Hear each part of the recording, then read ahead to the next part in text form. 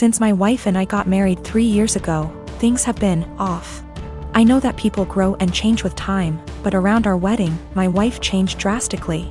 She bleached her dark brown hair blonde right before the ceremony. And I honestly thought I was in the wrong church for a split second when she came down the aisle.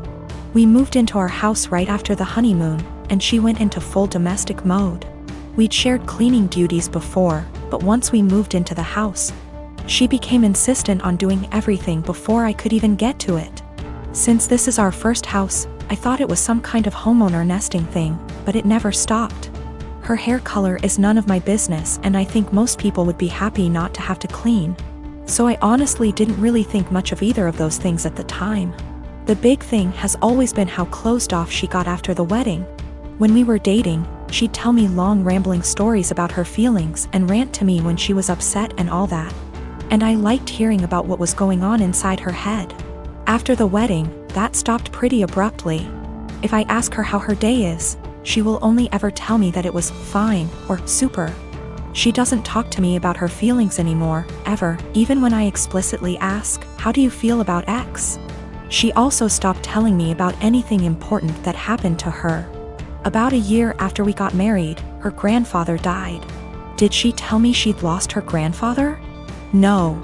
She told me that she had to go to a conference for work on the other side of the country, which I thought nothing of. On the second day she was gone. Her older brother texted me to tell me that my in-laws had really missed seeing me at the funeral. When I called her to ask why in the ever-loving hell she didn't tell me, and then lied about it, all she would say was, "I didn't want to trouble you. You have a lot on your plate." After that, she went on a couple of spontaneous family trips.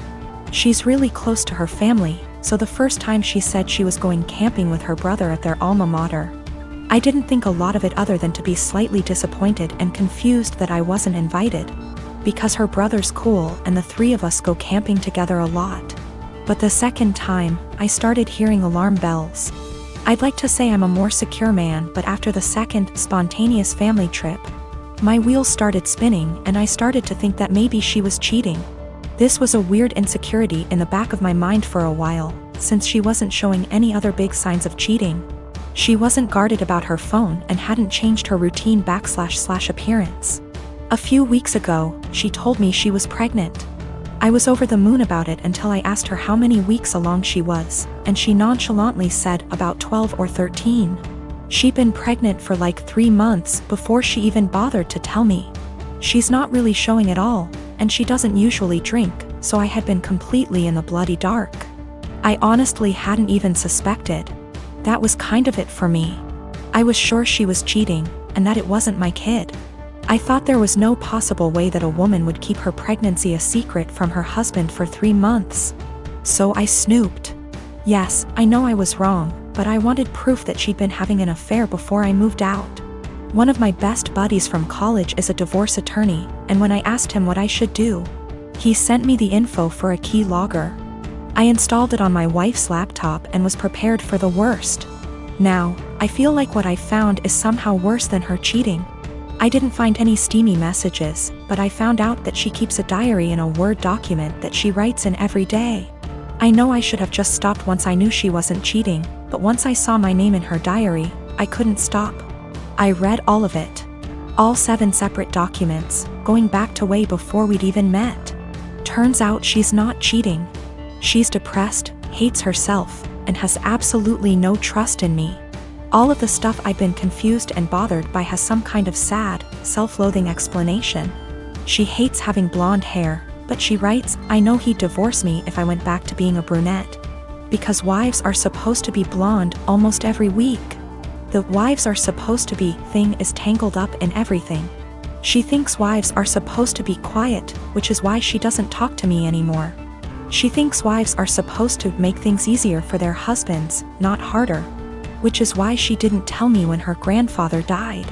It just goes on and on and on. She didn't tell me when she got a huge promotion and a raise because he'd leave me in a heartbeat if he knew I made more money than he does. Men can't handle that. It hurt to know that she thinks of me as some kind of one-dimensional 1950s husband, and I've been racking my brain to think of anything I could have done to make her think this way. What I can't handle is that she'd lied about the big stuff. I honestly don't know if I can forgive her for not telling me about the miscarriages. The spontaneous family trips were actually her miscarrying 2 of our children, one at 5 weeks, the other at about 10. She went and stayed with her parents while she was recuperating, and her brother and sister came to support her. But not me. I didn't get to be there for her, because she thinks I would leave her immediately if I knew that she'd killed our children. She's convinced that she caused both miscarriages because she smoked pot for a long time before we got married. For what it's worth, it sounds like her family tried both times to get her to tell me, but she wouldn't. She finally told me about this pregnancy because her parents threatened to tell me she didn't.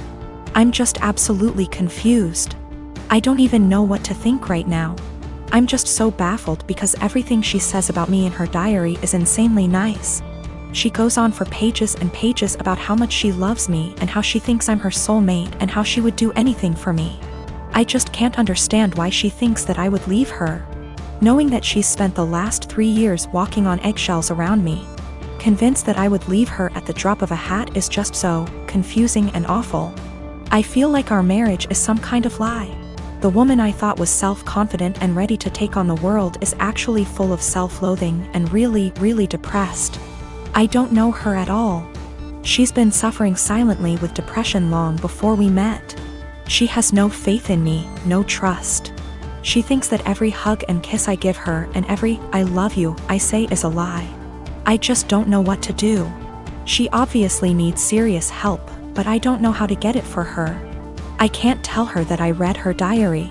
If she has zero trust in me now, I can't even imagine what she'd think if she knew if I read 6 years worth of her private thoughts. I feel like I need to get my in-laws on board somehow, but I don't know what to say to them.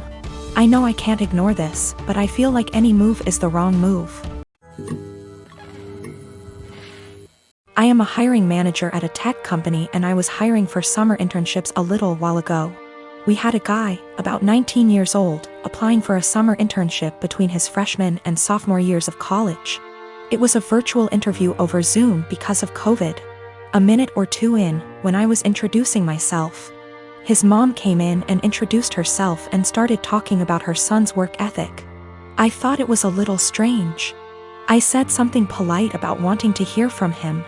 She just didn't get the hint and kept coming into camera frame during the interview and interrupting her son to answer questions for him. I asked a few technical questions which he seemed to answer well and then cut the interview fairly short. I thought that was all over and done with until I'd gotten an email from a woman, a month later, asking about her son's application. She seemed offended he hadn't gotten an acceptance or rejection. It bothered me. I felt bad for the kid honestly. Way back when I was a teenager, my mom used to pull the same shit. But luckily she only did that when I was 15 and working for a day camp. Not when I was an adult applying for engineering jobs. But I felt like this poor kid was getting his chances ruined because his mom wasn't giving him the chance to apply on his own. I sent an email back saying I was not at liberty to send information about an application to anybody but the applicant. I also asked HR to send an email to the kid saying sorry, but we were not making him an offer. It is something we usually do, but his rejection email must have slipped through the cracks with all the COVID craziness. Anyway, after we sent that, I got a phone call from his mom. She had a forwarded copy of the email, and she was demanding answers. I said that I could not comment on the guy's performance in the interview to her as she was not the applicant. If he wanted to reach out to me, I was happy to give him some feedback. However, I could say that regardless of his performance, her presence in the interview took him out of consideration for the position. We were looking for an independent and self-driven person for the position, and for that reason, it is important to see an applicant speak for themselves, follow up themselves, etc. I also said that, as a piece of advice, every hiring manager I've met in my career who sees someone other than the applicant answering questions during an interview, following up on the applicant's behalf, etc., would also put their resume in the "do not hire" pile. Since, while the applicant may be skilled and motivated, they need the ability to demonstrate those traits themselves. She blew up at me over that, kinda cussing me out to the point where I hung up. My husband and I don't want kids. My mother-in-law is big into family in the traditional sense. She has been pushy with us about having kids since we got married. Literally the week after we got engaged, she started asking. My husband has always changed the subject, and has even told her that it's really none of her business. Every time we see her, she asks. Everything we do is built around the idea of us having kids. 3 years into our marriage, my husband said we might not even have kids and mother-in-law would not hear it. At year 4, husband had a vasectomy and I had a tubal. So this weekend we were all at their home enjoying some barbecue and drinks and everything. When I get up to grab a beer, my mother-in-law asks me if maybe I should drink water instead, because wink wink nudge nudge. You never know. I was annoyed by this and said, there's really no chance. Mil, all wide grin, said, oh come on. It's time for you two to finally get serious. Put down the beer and tell us when we can finally expect you two to finally make your family official. I said we've been official for about 5 years now, Mil, and drink the beer. Husband laughs with me. Mother-in-law gets more annoyed and says, you won't be real, last names, until you bless us with babies. Husband repeated. After about 15 minutes of the usual comments, I finally snapped and said, husband got snipped. I had my tubes tied. We're not having kids. You need to stop bringing it up. Period. Well, I thought I started WWII.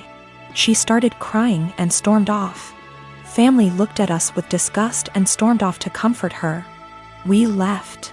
Party kinda ended. The social media bullshit started shortly after. Vague posts, links about how motherhood is a woman's greatest calling, listicles about how unhappy childless women are, etc. Some meme about how I guess I wasn't a good enough mother and won't be graduating to grandmother. It's obnoxious to the point that I just muted all of them. My mother-in-law finally called me this morning and told me that she was willing to put this all behind us if husband and I came over, and listened to her reasons that we really need to have kids. I told her no, that we are tired of her pushing this on us, and then she said, you two aren't prepared to be real, last name S. I'd like a refund for what we paid for the wedding. It wasn't that much. It was like $400 for the rehearsal dinner. I hung up on her. When recounting this to my friends, a few of them said that I was the asshole here for dropping it like that. But I don't think she was ever going to drop it if I didn't finally make a serious, direct comment about it. Dan and I have been married for 3 years and 8 months ago welcomed our amazing son into the world. He was very planned and wanted, and motherhood had been transformative for me. I was able to take for 1/2 months maternity leave before going back to work. Without going into too many details, we both work white-collar jobs that require professional attire. A normal workday look for me is a skirt or pair of slacks, a silk blouse, pumps or boots depending on the weather. But always with a heel because I'm 5'0", maybe a blazer if I have a big meeting.